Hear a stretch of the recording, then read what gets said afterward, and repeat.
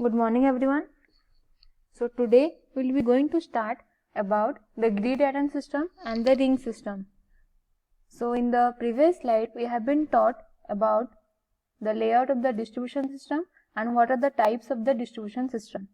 Okay, so we have already discussed the dead end system and the radial system.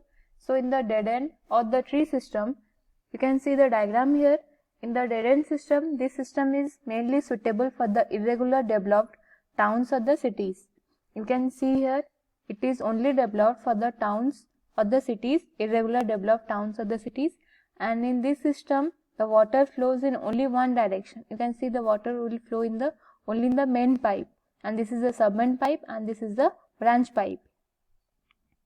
Next, that is advantages and disadvantages. In the advantages of the dead end system, first is it is relatively cheap, determination of discharge and pressure which is easier due to the less number of valves. Disadvantages is due to the many dead ends, the stagnance of the water occurs in the pipes. So these are all about the advantages and disadvantages of the dead end system. Next, we have studied about the radial system. So in this system, you can see the diagram of this system here. The area is being divided into different zones and the water is pumped into the distribution reservoir kept in the middle of each zone, and the supply pipes are laid radially ending towards the periphery.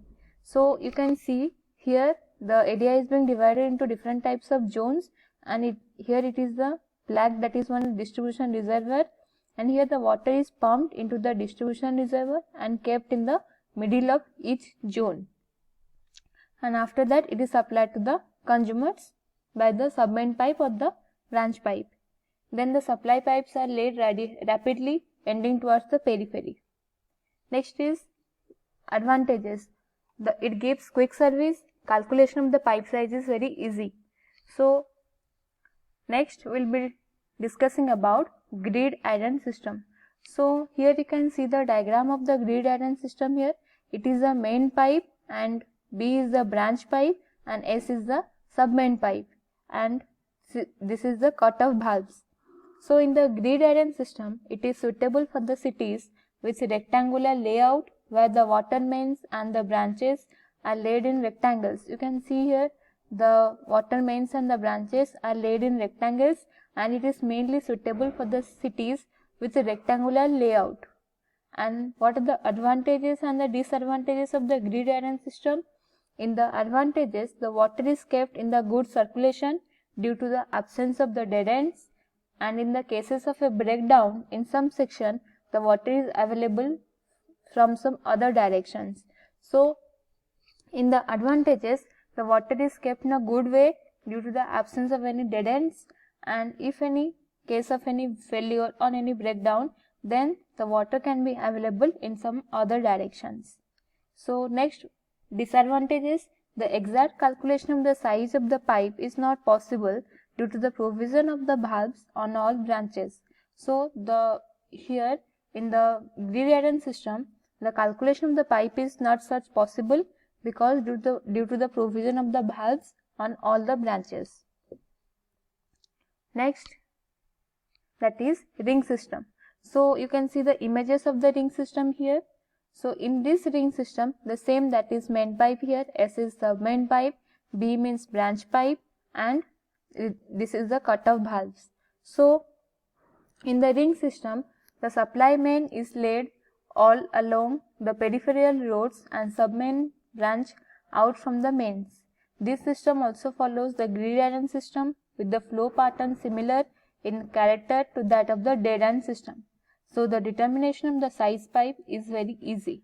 So here in the ring system, the main pipe is laid along the peripheral roads and submain branch out from the mains. This system mainly follows the grid iron system with the flow pattern similar in character to that of the dead end system. So the determination of the size of the pipe is very easy. So next, that the advantages of the ring system is water can be supplied to any point from at least two directions. You can see here in the ring system diagram, the water can be supplied to any point from at least two directions. The water can be supplied here. Okay, so here it is all about the layout of the distribution system. Next, we'll be discussing about water supply appurtenances. So what do you mean by appurtenances? The different devices which are required for controlling the flow of water, for preventing the leakage and other purposes in water supply system are called appurtenances. So you can see in the water supply, while we are distributing the supply or distributing the water supply to the consumers, we are controlling the flow of water. So while we are controlling the flow of water, that devices, it is called as appurtenances. So in these appurtenances, the distribution pipes are provided with the various pipe appurtenances or accessories so as to make the distribution of water very easy and effective. So next, that is the necessity of the water supply appurtenances. The main purpose of the water supply appurtenances is to make the distribution of the water easy and effective, to avoid the wastage and leakage of the water, to change the direction of the flow of water in the pipeline, to make the efficient use of the water, okay, and to control the flow of water in opposite direction in pipe, to regulate the flow of water.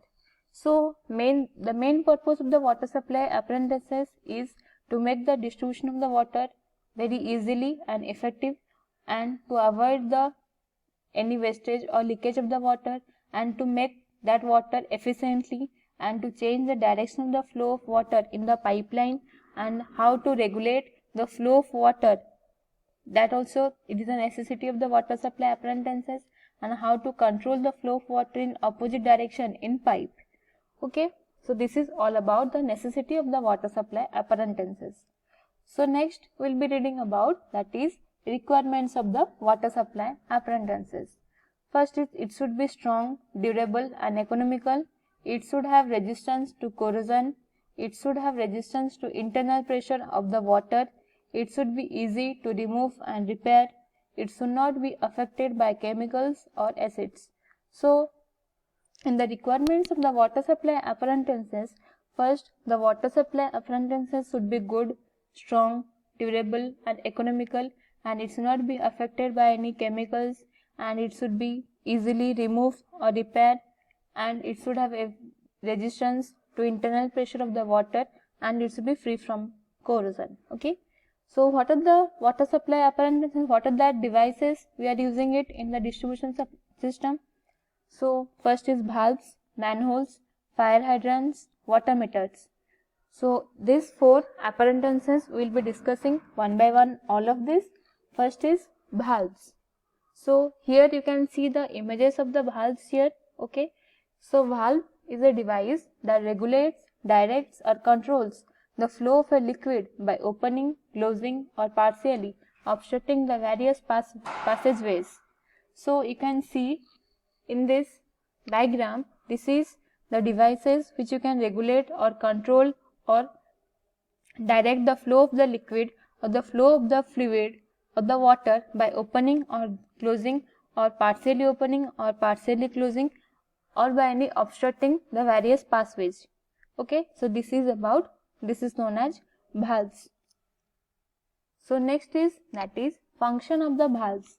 First is stopping and starting the fluid flow, varying the amount of fluid flow, controlling the direction of the fluid flow, regulating the downstream system of the process pressure, relieving the component or piping over the pressure. Okay, so in the function of the valve, first we have to start or to stop the fluid flow or the liquid flow, and how much amount of water or how much amount of liquid is flowing, we have to check it, and how to control the direction of the fluid flow, we have to also check it, and how to regulate the downstream system or the process of that system, and how to relieve the component or the piping over the pressure. Okay, so next is, what are the types of valves? We have read about what do you mean by valves, and next we will be reading about what are the types of valves. First is sluice valves, check valves, air valves, score valves. Okay, so these four valves we will be reading one by one, all of this. Okay, in the next slide we will be reading all of this one by one. Thank you.